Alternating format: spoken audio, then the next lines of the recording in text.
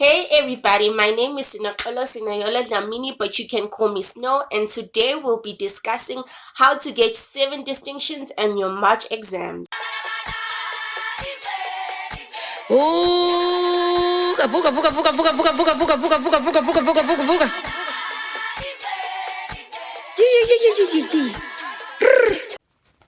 Now, before we start off with the video, I just want to remind you guys to please like this video if you like it.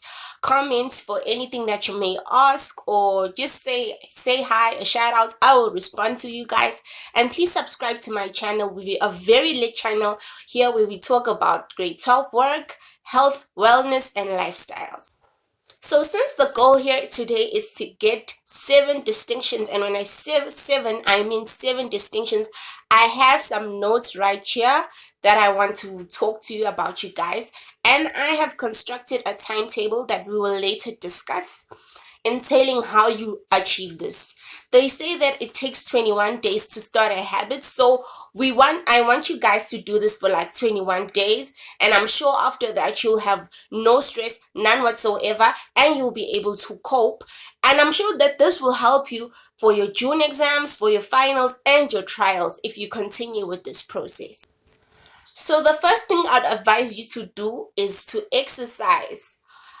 Exercise can involve jogging, doing regular exercises at home. There are so many apps nowadays where you can just do small exercises every single day or 5 days a week. The reason why I'd like you to exercise is that it boosts your blood flow, which in turn decreases your panic levels, helps you concentrate more, because since your blood is flowing everywhere, everything is just sharp. Exercising does help when you're studying. The second tip that I'd advise is for you guys to eat well. Have some home cooked meals, avoid eating too much takeaways, avoid sugary foods such as sweets. Now, the snacks that you need to eat, I'm talking about your apples, your walnuts, your fruits, your fish. All of these things, especially walnuts and fish, I know that they are high in omega-3, which improves your brain function, and you definitely need that for your exams. So I definitely advise you to eat well, avoid a lot of takeaways. Even when it comes to your lunch, try to get healthy alternatives like brown bread. Do not eat white bread, and I repeat, do not eat white bread. White bread is not good for you in this case because it doesn't have all the required nutrients. So you should avoid eating white bread when you're about to write your exams and during your study period or study break. So the third thing I'd advise you to do is to make a study plan or study timetable. These plans help as they outline what you need to do for the course of the day. It really helps keep you organized, and you keep track of the work that you do. These study plans help. I made one for you guys. Okay, it's based on the subjects that I used to do in matric, and we'll discuss that towards the end of the video. The fourth thing I'd advise you to do is that when you are studying, avoid disturbances such as phones, laptops, TV, etc. Just try to find yourself a quiet room, or go to your bedroom if you don't have a TV in your bedroom, and study there. Just switch off your phone, switch off the TV, make sure you don't have anything that will disturb you from your work. The next thing I'd advise you to do is study smarter and not harder. Now, this is there's a thin line between studying harder and studying smarter. When you study hard, you study for like three hours. And it's a shocker that you study for 3 hours and sometimes you end up forgetting the work, not knowing the work still after 3 hours. Now, when I say study smarter, it is proved that the human brain can only concentrate for an hour. So when I say study smarter, it is advisable that you study for 45 minutes one topic. Your brain can't be stuck on one subject for 3 hours. Trust me, nothing good will come out of that, or nothing productive will come out of that. Rather, the next thing I have here is to study break. As I said, that human beings cannot concentrate for a long period of time. It is important for you to take breaks in between.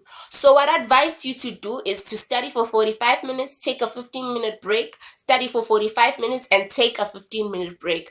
This helps. You need breaks, guys. Trust me. You can't be studying for 3 hours. Nothing good will come out of that.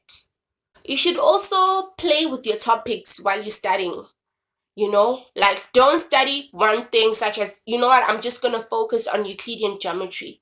Maybe focus on Euclidean geometry for 15 minutes, and then the next 15 minutes you're focusing on sequence and series. The next 15 minutes you're focusing on trig. That will help, because staying on one topic for 45 minutes or an hour doesn't really, you have to change. Another thing you should look out for is to do not succumb to pressures that are around you.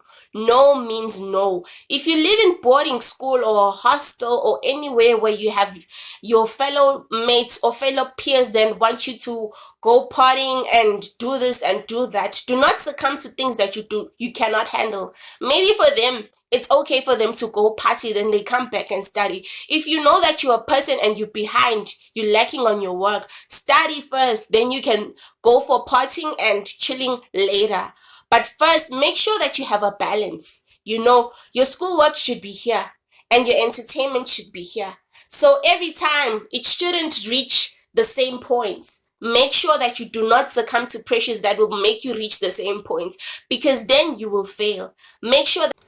And the last thing I'd advise you to do is for you to go out, baby. Spoil yourself. I mean, solo dates really bring therapeutic moments to yourself, because as I've mentioned, grade 12 is a difficult year to go through.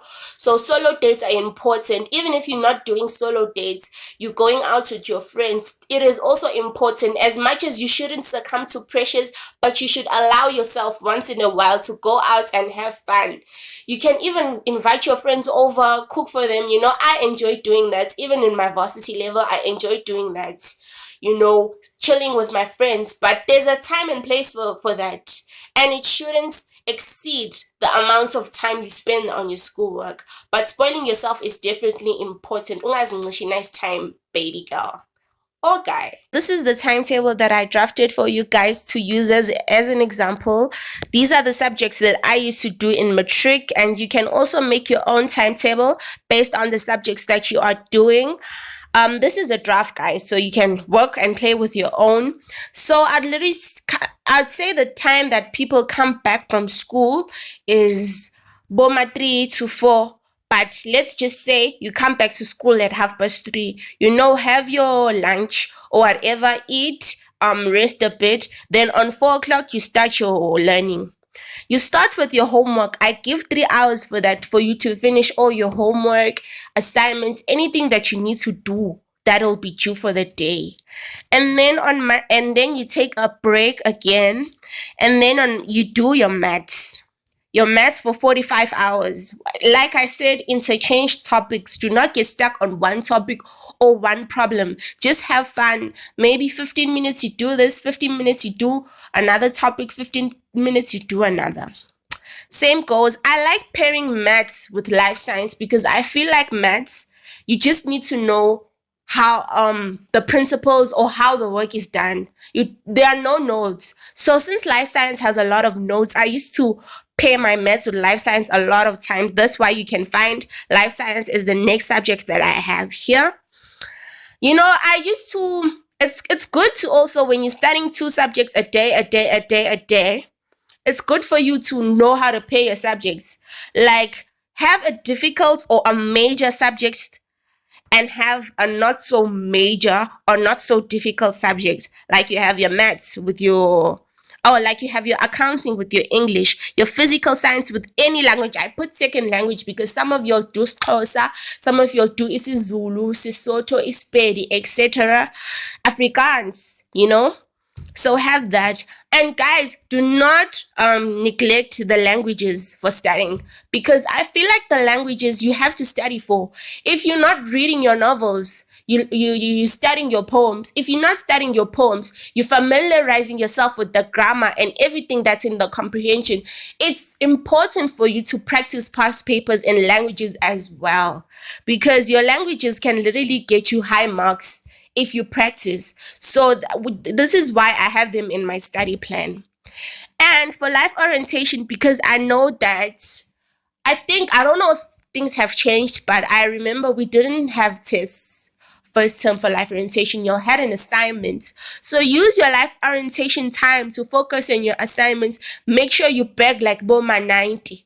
Because remember, for life orientation, you only have 3 terms. That means you have 3 assessments. You have your assignments first term, second term you have your test, and then third term you go on to write your final exam. Not looking at the PAT you'll do on school grounds, but other things you'll have 3 examinations only. So use the study time to make sure that you perfect your assignments that you have for first term and bag a 90, guys.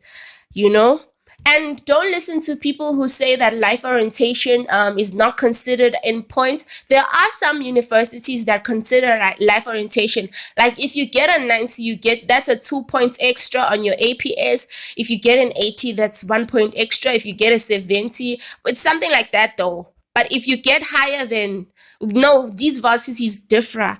So make sure that you get an A. You bag an A. Like an A to get in life orientation is so easy, guys. So this is it. If you can't see it properly or view it properly, I'll just take a picture and upload it with the video as well.